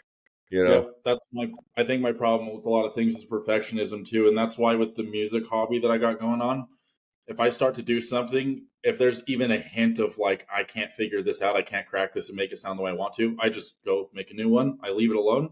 Maybe I'll come back to it and see later on. But that's the whole point of it. It's supposed to be like a hobby. I don't need to think about it. You know, I don't have to finish this. There's no time. I'm not in a rush. So that's why I've liked it. It's actually become like a really relaxing, therapeutic thing for me to be able to do because there is no time constraint at all. Mm-hmm. But it's a lot of fun. I think with guitar, I've always wanted to learn how to play guitar, and I can. But I took guitar lessons when I was younger. I don't remember a whole lot, but I remembered enough to be able to I can learn songs if I want to, covers. So like a lot of the stuff that I've learned, I think I've said this before. I've learned a couple of Avenged Sevenfold guitar riffs, like the beginning of Buried Alive. I've learned a little bit of the Afterlife solo. Like that shit I can do. For some reason, when it comes to drums, I can just sit at a fucking drum set and do it. I don't know why. That's cool, dude. Damn. Drums are fun. I like drums a lot. Drums are like, I feel like that takes a special kind of brain to be able to just pick that up, because you have to operate and think about multiple things at once. And I think that's why I'm good at it, because I've got ADHD. So like if I'm in this place where I'm at a drum set, everything else in the world can be quiet. And I can like think about 7 different things with the beat that I'm making right then and there individually. Wait, do you have a drum set? I have. When I was younger, one of my friends, his dad was in a band and he lived down the street from me, and I would go over there and we'd be in the basement and we'd play, and I'd play the drums every time. And then one of my dad's friends had a drum set. Every time we'd go over there, I'd just play the drums and stuff. So I've always just always liked to play them. So like when I make beats and stuff, I always start with the drums and stuff. I just start with that because it's really easy for me to think about a beat. I can think about a beat. It's just carrying a melody after that and getting the melody to match with the beat. That's hard. Gotcha. Yeah. Melodies are hard. There's on the TikTok shop, there's actually this little padded drum set, if you will. That's electronic. I was thinking about getting one. It looked nice. Like where you put your headphones on and then you actually play? where you have a speaker with a metronome and everything. It's just a padded. How many pieces are in the drum set? Like 7, 8. All Depends padded, on laid it out, and you can record and there's everything. different drums. Huh? There's different kinds of drum sets, so it depends on the set how many pieces are going to be. Okay, but yeah, if you want something simple like that, I think you can record and all that type of stuff as well. Easier way to do it, and obviously different tones of drums. Huh? If you get Logic Pro, you can do that, and like you just use the keyboard on your computer. Oh, if you wanted to actually play it. Oh, if you want to actually do it, yeah. I could. I just don't see. The only thing that would be annoying for me with that is recording it, because Ricky explained this to me because he used to do like production for all kinds of bands. It wasn't just rap and stuff he was doing. He would make music like for all bands. And when they would come in the studio, he was telling me how frustrating and complicated it is, because they'll have to sit there at the drum. He'll record that noise, then he'll have to repeat it and stuff over on the like actual track and everything. And like there's certain things that you have to do, like for drums, like you put these things in it, or like some people just use pillows to get certain sounds out of it, and then they have a mic up against it, and you have to record all of these things individually. Oh damn! Well, hold on, let me see if I can find it, because it's not like that, but I didn't know that. That sounds. That's if you use a real drum kit. I'm thinking and when he was doing this stuff, it was like, I think he said hasn't done it since like 2013. So it's different now, but like yeah, that's how it was done. Yeah, but he did say he enjoyed doing like bands and stuff more than he did doing like the rap music. Like with making I always felt sorry for my drummer friend, because when we were playing in bands together and stuff, like his setup time was quadruple the setup time of anyone else. And then to record, he needed like all these different mics on all of his different pieces of his drum kit. So it was a whole other, way more complicated. Yeah, and imagine playing through and finding out that one of your microphones wasn't picking up. Yes. Well, it's like an electric kit. Yeah, it looks like a kit. Yeah, a little simple little piece of shit. That's cool. $50 though, just fuck around and have some fun, honestly. Hell yeah. Yeah, pretty much. I think it would fuck me up a little bit, because when I was playing drums, I mean, obviously they're all different elevations as far as like you got your kick drum, you have like everything up here, you have your snare down here, like the elevation, the changing and everything. Like I would think about that, and then I'd be like, gotcha. What's this? Like right here, like this. But music's fun. I feel like music's an interesting thing that people can do to like communicate in a way. Right. Right back, bro. Okay, I'll talk to Neil's back. What are you doing, Neil? Making my breakfast. I'm about to get up and do that here soon too. We're probably going to be done here shortly anyway. Speaking of being a whitey. Yep, that's what I'm going to be eating here soon. You know, I might even go upstairs and start doing that now. I'm not going to lie. Yeah. Food time. Because I take you guys along with me to make food all the time. So what matters anymore? Exactly. We do whatever now. This is prime content right here. Dude, check this out. In my office, I've got a cardboard thing on my wall right there, blanket, cardboard, because I thought that it was going to dampen the fucking echoes in here. Oh. I was like, in the meantime, I'll just do this, and then I'll get decorations and furniture and stuff later. Yeah. And it didn't change the echoing at all. It's still really bad. Oh, damn it. Well, it was worth what it is. It is what it is. I have a random question for you guys. Yo. Do you have, like, comfortable house clothes that you wear every time you're just chilling at home, and then you, like, change every time you leave? Yeah. Yeah, 100%. Me too. Sort of. I've got, like, a bunch of different shirts I don't really care about that I wear. Or, like, I'll just wear shirts. It doesn't matter. But, like, I have to wear these sweatpants no matter what. These fucking hostile sweatpants. Actually, what's funny, these are the ones I got on nails right now. The gray ones? Yeah. Because they're huge, so they're super comfortable. I'm not going to lie, I'm not wearing any pants. And it feels, I don't know if you guys saw the latest podcast, the Cool Cat episode where they were talking about an oversized tee and no pants. No. The No. question, well, I think they meant like no boxers either, which I am. I'm not naked, but I think the question was if you wear an oversized tee and nothing else, is that gay? And that's what they were talking about. And I will say, walking around in underwear and an oversized tee, it kind of feels like I'm wearing my boyfriend's shirt a little bit. I can't like. I don't know, dude. I wear just sweatpants a lot, and I don't wear a shirt. But I've never, ever, once ever just wore a shirt. Even when I'm like changing, the shirt comes off first. Yeah. The shirt, the pants, and then the pants go on, and then the shirt goes back on. I never just wear a shirt. What's funny? What's funny about this exact question is that I actually saw something similar to this question on a podcast called Shits and Gigs, where, well, to answer your question, I think it's sus with a capital S. Yeah, I think it's sus. But it feels like it. It feels like it. Dude, because I was gonna wear like the hostile mesh shorts with an oversized. I was like, nah, this is too close. This is it's a little uncomfortable.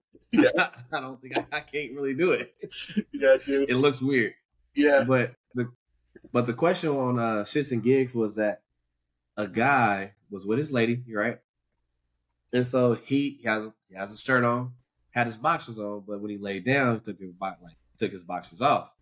So he was testing the waters to see what the girl would say. Okay. And apparently she didn't care. So this man proceeds to just, go to bed with just the shirt on. Then I was like, nah, that's so wrong. That's so wrong. Like, so wrong. Just go naked. Just fucking go naked, dude. I'd rather that than a shirt. My thing is, if I don't have boxers on, I have nothing on. I'm not gonna wear right. Yeah, for sure. Hunter Labrada calls the shirt thing shirt cocking. Shirt cocking? Yeah, because I think he does it a lot, dude. Because when I was backstage with him, he was just wearing a big shirt. He's like, "Yeah, I'm shirt cocking it right now." Wait, and obviously he was in his trunks though, right? Oh, he's in his trunks. Yeah, I think so. I would assume so. I was in his trunks. He was wearing shoes. I would hate for a man to walk around literally dick out, ball swinging. No, he was not. He was at least wearing something, but you couldn't see. You were just talking about shirt and then a set of calves. That's it. Yeah, that's shirt cocking it. That's cool. That's cool. You don't want to mess up the damn putting on pants. It's tricky because I love the way these new oversized tees fit, by the way. I feel like it's the only shirts I ever want to wear now. But me too. They're so, they go past your, ooh. I haven't even I've had this for about a week. I've been trying to make a video for them, so that's why I haven't opened them up yet. Got you. I have no patience. I open it the second that I get it every time. Yeah, sometimes I'll put it off for a day to make an unboxing video as well. But if it takes me longer than that, I'm like, fuck it. That's where I'm at right open now. It literally immediately. I'll take a picture of it for my story, and then I usually put it on right away. Yeah. Respect. This shirt that I'm wearing now, I haven't worn it in a while. The only reason I'm wearing it is because I haven't wore white in a while in the first place. I usually don't wear white. I was like, fuck it, I'll wear some white. I must be racist against white, huh? Seems like you don't like that color. I guess not. I really do, though. I just don't like white people. No, the only reason I don't wear white shirts a lot is because I feel like I'll get it messed up. Yeah, dude, I can't. Yeah, I feel that. All the shirt you're wearing right now, Josh, I have all of those shirts in white, and all of them have mustard stains. 100% of them. Every single one. The only thing I was not expecting to say mustard stains. I was thinking he was going to say dirt from the gym. But yours do this, where it just starts to ride up your arm and bunch up right here. Yeah. Yep. That's the only thing about these shirts that frustrates me a little bit.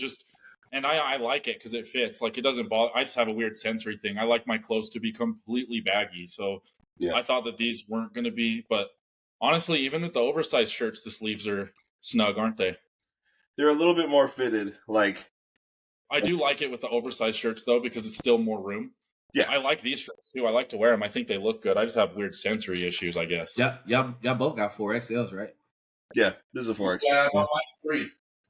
Oh, okay. Oh, yours is 3. Okay. Okay.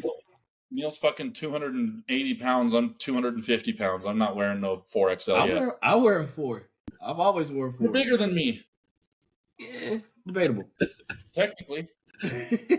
I'm The arms, 240. sure, in the arms you. I'm 240 though. You got some weight on. I got height on you though. Yeah. Dude, the first thing that I noticed. Don't agree. I'm trying to make you feel better. Texas is wrong. I mean, this motherfucker's ass arms. It's all good. I need bigger arms. You're 240 right now, Tyler? Yeah, I just started taking up slight changes to the plan after actually starting today. Actually, I have 2 high days now to put in growth on my legs. So my high days are Mondays or Fridays because we're gonna make these legs big. How high are your high days? Ooh, I can tell you. I had to go to the grocery store this morning, so I only ate my first meal today. So on my high day, I usually don't eat right when I wake up.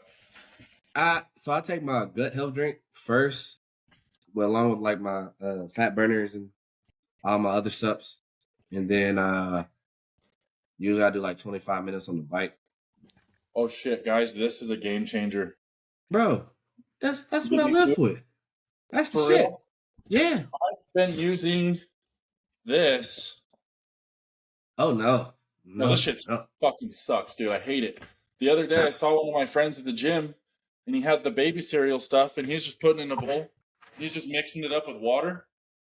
And I'm like, holy shit. Because I like cream of rice a lot. My least favorite thing about it is having to make it, though. Making it is a pain in the ass. But if you make it with the baby cereal, yeah, it's the same stuff. With the baby cereal, it's like 1.5 million times easier. Easier to find too, huh? Because a lot of grocery stores don't have just cream of rice. Right. You can go to Walgreens. The only thing I've been able to find is this garbage. Yeah, no. Yeah. Because for whatever reason, that's way more difficult to mix with water. I don't know why. It is. It's the biggest pain in the ass. I've tried to cook it many different ways. I've tried to cook it on the stove, in the microwave. It gets clumpy. It stays hot forever. This stuff, the guy said, all he 20 seconds. 20, 30 seconds. He said he doesn't need to heat it up. He puts warm water in his sink and he just stirs it. And then it's good. That too. Oh, shit. I'm like, that's what I need to do because I really like the cream of rice. I just don't like the process of making it. And I don't like having to sit there and wait for it to like cool off because it takes forever to cool off. Yeah, no. So when I use mine, I put my usually it's always like cream of rice and ground beef or cream of rice and chicken. Usually all my food's in the refrigerator. So when I make the cream of rice, I dump the amount of protein on top of it, put it in the microwave for 1.5 minutes, and it's perfect. Yeah, I put bananas and syrup in mine. I like that. That makes sense. But back to my high day real quick. High day. Meal 1. 2 whole eggs, 250 rice, 200 beef, 100 berries, and then 1 English muffin. That's new. 2, 220 white fish, 350 raw potatoes, 10 grams of olive oil. 3, 220 chicken breasts, 50 avocado, 275 white rice. Did you say raw potatoes? No, cooked. 350 grams of potato is a fuckload of potato. Hold on, wait. I'm sorry, raw weight potatoes. Okay, I was gonna say, dude, if you cook your potato, if you fry it and then you weigh it 350 grams, that's a lot of potato. My bad, that's what I meant. And then what is it? Pre-workout, 300 grams of white rice, 220 chicken, 100 banana, 20 nut butter. Post training, we back to the cereal. So 100 grams of checks, like is rice. he specific about the cereal that you eat? Yeah, predominantly rice-based cereal. If I want to fuck around and do something else, he's not going to care too much. It's just an absurd amount of sugar. It doesn't matter that much. Huh? In the off season, it's probably not that big of a deal. Nah. So, I'll stick to it. I always do like Either if I'm feeling like Rice Krispies, because I'll end up adding like a little bit of sugar in there because need I just like sugar in my cereal. And then with 70 grams of isolate and 1 English muffin with jam on it. I'm looking forward to that. Meal 6, 3 whole eggs, 200 beef, 275 rice, whatever I want as far as like vegetables, and 150 grams of whatever fruit. Typically is banana. That's my high day. What kind of fruit? Sounds fine, dude. Typically is banana, but I go back and forth between banana and blueberries. We don't eat much that different, except I don't have any chicken. I eat salmon. Oh, okay. I don't like chicken at all. Wait, you Really? only eat salmon for your I protein? hate it. Yeah, I only eat salmon. Dude, that must And ground beef. be Salmon, ground beef, and eggs. Huh? that must be expensive as fuck. About 400 grams of salmon a day. So, Oh, okay, that's not bad. That's not bad. So what is that? What? No. That's 2 meals of salmon?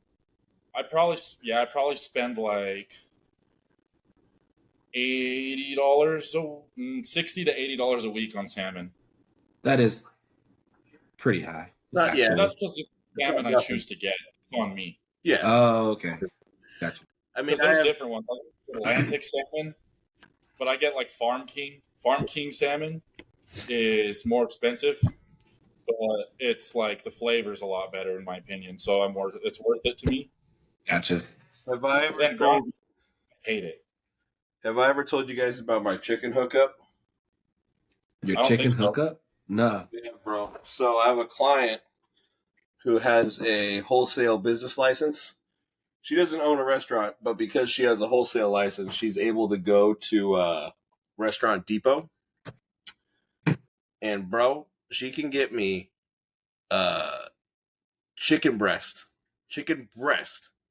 for $1.20 a pound. Holy shit! $1.20 a pound? She brings in 40 pounds at a time for like $50. Yeah. Bruh. What the fuck? That's crazy. My dogs eat I know. chicken. That's Do crazy. you know how much I spend on chicken for my dogs? It's like $6 a pound, isn't it? $6 a week. Huh? Isn't it like $6 a pound in the store now?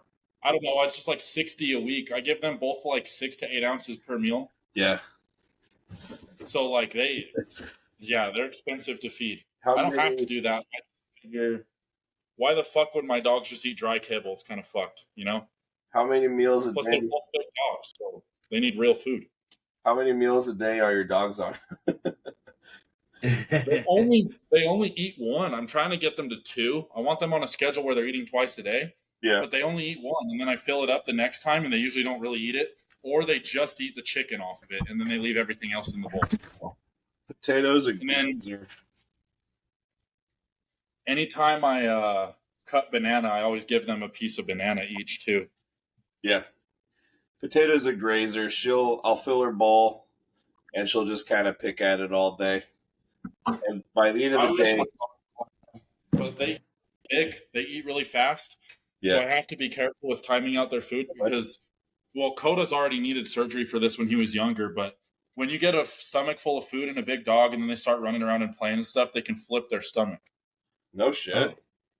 Yeah, so Coda had to get his stomach cut open and turned, and because it flips their stomach, and then they can't digest food.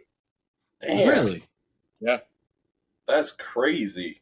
I've never He heard had of a that. slow feeding bowl for a while, which is just like, I don't even know how to describe a slow feeder, but like, you know, a bowl's just a big empty bowl. Right. For the slow feeder, it's got a bunch of shit in it to keep him from like getting it all so fast. So that's why I'm trying to get him to eat twice a day so that it's less at a time. Gotcha. But they're not going for it yet. So Damn. That's crazy, dude. I didn't know a dog could flip its stomach. Yeah, that's Yeah. impressive. it's only common with big breeds. I don't think the small breeds are even capable of doing it. I don't know for sure. Yeah. But it's scary as fuck, dude, because I remember when he flipped his stomach when he was little. Well, he wasn't that little. He was still big, but he was younger. It was 3 days. He was not digesting food. He wasn't able to keep anything down at all. he was just like he would. It was sad because he was like so tired, not moving around much, didn't have any energy like he normally does, and then anytime he would finally try to eat, because I'm sure he was hungry, he would just throw it up in like 10 minutes. So took him to the vet. It was expensive as fuck. It was a really expensive surgery he had to get. They cut him in. I think it was like a 8-inch cut on his stomach. Yeah. Yeah, God. it was sad. Poor guy. And now he's a little shit. Still. Well, he's back and better. He's back and better. Yeah, I don't even care. I'm happy he's good. They gave him like this weird little tattoo. Like he has like a blue line tattooed on him ever since that surgery, and I don't know why. Really? Yeah. That's weird. Maybe to like help them figure out where to cut or something. No, it was random. It's like right on like his like inner thigh. It's nowhere near where they cut because they cut right over his stomach. Oh, what the hell? Yeah, I have no idea why they did it. Unless they like microchipped him or whatever, because they do that. But He's just all I don't know. yadded up for no reason. Yeah, dude, he's a pimp, bro.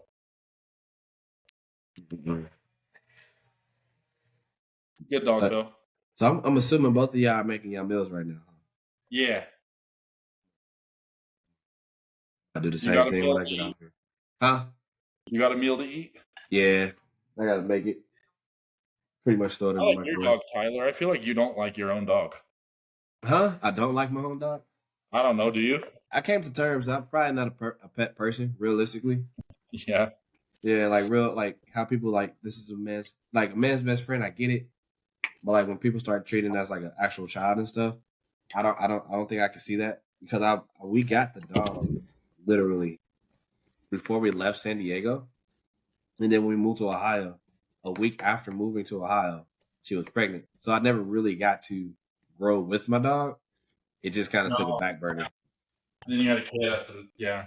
No, I would say I definitely love my dogs like as if they were children, but it's way different because it's just me and them. I take care of them and do everything for them. Like, and when you have a dog, you got to think too. You are that dog's whole entire world. Right. Like they don't know anything outside of you. So I consider that a lot with them, and I try to do my best for them because of that. Because I don't want them to be unhappy. You know, they can still be unhappy, and they're also like they're the most loyal things on planet Earth, and they love so much, and that's all that they're here to do is love and be loyal. So I need to give that back. You know, they deserve it. I agree. How dare you say that about my daughter, Tyler? Yeah, what the fuck? Just because they're adopted. Come on. I'm just kidding. I didn't adopt mine. I actually bought mine. So I bought one. Really, I bought Noah, I rescued Gromit. yeah. So I got one. I tried, dude. I looked so hard for a Frenchie that I could rescue, but it was also during a time when people like rescue dogs were in such high demand, and I lived in an apartment, so like I would apply to adopt the dog, and I would just get auto rejected every single time. Oh damn! Yeah, Damn. Really? yeah. Yeah, dude. I didn't. Was this like COVID time or? When It was was around the like it wasn't right when COVID hit, but it was still kind of going on. Yeah. Gotcha. Yep. Okay. I did not intend on taking a dog home when I got Gromit. Oh, really? Mm. I did not go there for that reason at all. I just saw him there and connected with him immediately, and I had to take him home.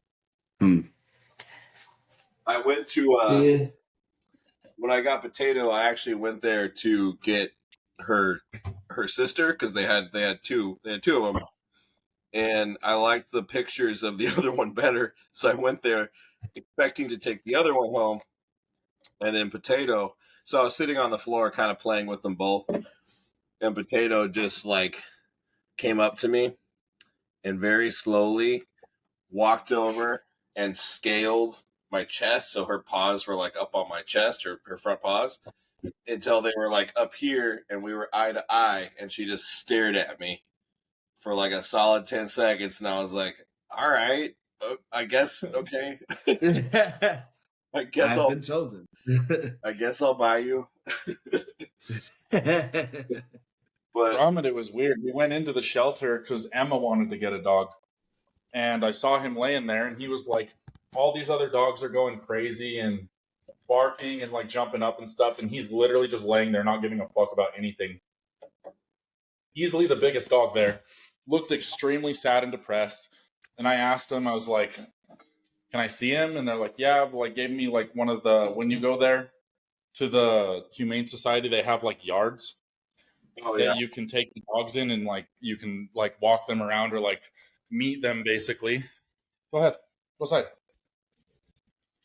And sorry, I was letting them out. Oh, I could show you my truck right here, actually. Oh yeah, There she is. nice, dude. That's a good looking truck. It is nice. I like that. It's not bad. It's done through some shit, that's for sure. But yeah, I took him to the yard, and I feel like I literally immediately connected with him. Like, I tried many different things. I was like, I need a sign, whatever. Like, he was only listening to me. He was only following me. Like, no matter what, anybody was around calling him, he didn't care. He was just by my side the whole time. And I was like, all right, that's enough of a sign. I'm taking him home. Yeah. You guys, are you guys familiar with the boxer Oscar De La Hoya? So he's a famous Mexican boxer. He lives in San Diego. This is how we got Diego. Like, her family lives close to Mexico, and his grandson named Diego De La Hoya, who's also a boxer right now. They were just letting the puppies go for like $250. So I bought Diego for $250. Oh wow. With everything, all shots and everything done. So y'all can see him on this. Diego. Hey. I don't even want to say how much I paid for my dog because Frenchies are way too expensive, dude. Coda, I think I only paid $150 for, and Grandma was free. Yeah, I'm not saying. Oh, he's tired. She's cute. I love that dog. Dude, she's super cute. It's a he, by the way. He's adorable. Wow, he was straight up in the room when you were talking all that shit about him. Yeah, what the fuck? Hey. I don't want to say anymore because I might get attacked from all the other dog lovers. But you know, Nah, dude, it's my definitely my viewpoints are a little different. I'm totally kidding. I definitely see why, if you had an actual human child, that would take precedent. And like, I don't know, it would be hard for me to be a human father and still probably give my fur children as much attention. That's a lot. That's a lot of love to dish out. I don't think that reason being is because you guys had it. Y'all have had it for so long. You've already established that. That's Typically with a man with a child, we take a while to truly connect with that. Yeah. Connect with the child. Like for a woman, I loved you like off top. You know what I mean? For us, it takes a minute because we have to bond with it per se. Yeah. It's not like off the rip for the most part. So for me, I didn't really get the chance to do it with Diego. We had fun, don't get me wrong, and then Gianna came and it just kind of shifted. So I've never really embodied my entirety of myself with him. And that makes sense. I've had Coda. Coda turned 6 years old on the 2nd of December. I've had him since he was 8 weeks old. So I've had him for as long as a lot of people have had their own children for. Yep. And he's 3. So he was what was he? He was born on technically the day that Gianna was conceived. Wait, how old is your daughter? She turns 3 in January. I thought she was like 5. Nah. She's smart for a 3-year-old, dude. We try. It's not me. So funny. I was just I think you were taking a shower. I was just sitting there and she kept telling me about Frozen. She was sitting there watching Frozen behind me. Like, yeah. Like, look, it's Elsa. I'm like, yeah. He's cool. That's dope. Thanks, man. Well, boys, I think we should all show our meal ones that we just made, and then probably call it a day. All right. I've got. Well, I already ate mine, so I'm gonna let y'all do y'all's because I gotta make mine after we get off. I've got my white boy oatmeal. White boy oatmeal. Berries. Yep. and almond butter. And then I've got 130. There we go. 130 grams chicken with a couple of whole eggs and some Frank's Red Hot. Damn. Nice. My white boy oatmeal. My vat of oatmeal with a banana and some syrup. I ate my peanut butter already. 80 grams I ran of syrup. on beef. What's up? Your 80 grams of syrup. 80 grams of syrup. I ate my peanut butter already, and I ran out of ground beef, so I had a protein shake in place of that, and then I got my 5 eggs. 5 eggs. 5 Lovely. eggs. Nice, bro. Lovely. Huh? That don't look like a lot. I actually, in picture. I feel like 5 eggs isn't a ton, but I've been eating 5 eggs regularly for a while, so it's pretty easy to put down. There was a brief time I worked at this back when I worked at a supplement store, very long time ago. I was like 19 or 20, and my manager wrote me like a diet because that was when I was first trying to get big, and he wrote me this diet, and the meal one was 12 whole eggs. And Shit. I ate it. Who are you? Huh? Who are you, Rocky Balboa? Bro, it was so many eggs. It was so gross, and I was so nauseous trying to eat 12 whole eggs. But I did it. Yeah. Hey, Your digestive system wasn't shot? Oh, it was fucked. Yeah. Okay. and your appetite for the whole fucking day after eating that many whole eggs right away is probably nothing. Wrecked. Yeah. Damn. Yeah. The most eggs I've ever eaten in one meal is 8. Yeah. Oh, shit. 5 or 6, I feel like is comfortable. I can do that, no problem. Okay. If I didn't, That's my Chris Bumstead diet, right? I'm not sure. I thought I found it and sent it to you guys, but I think it had like 8 eggs on it too. Okay. Mm-mm. Who knows? Yo, when we wrap up, Yeah, we better wrap. Yeah, I think we'll talk if we don't. Hopefully this I was will- about to say, when we wrap up, just stop the live. I want to ask you a question, Neil, because me and Josh have talked about it. I want to see what your thoughts are. Okay. Yeah. Sick. Yeah. We'll wrap up and then we'll stop recording. Okay. Well, this was hopefully a good episode. Hey, it could be potentially extremely boring or it could be entertaining at this point. 100%. The people that are in it for the bodybuilding are probably like, oh my god, this is so boring. And the people that are in it they just talking. for our personalities probably loved it. So hopefully there's at least a couple of those people. All right, boys. Well, we'll record again soon. We should. Yeah, we'll. Oh, go ahead. I was gonna say I don't even know how to wrap this shit up when we're gonna talk for a second afterwards because we always say goodbye to each other. We just act like it. We just act like we saying peace. Okay, let's pretend. It's for the people, man. It's for the people. Bye, right. guys. See you, people. Later.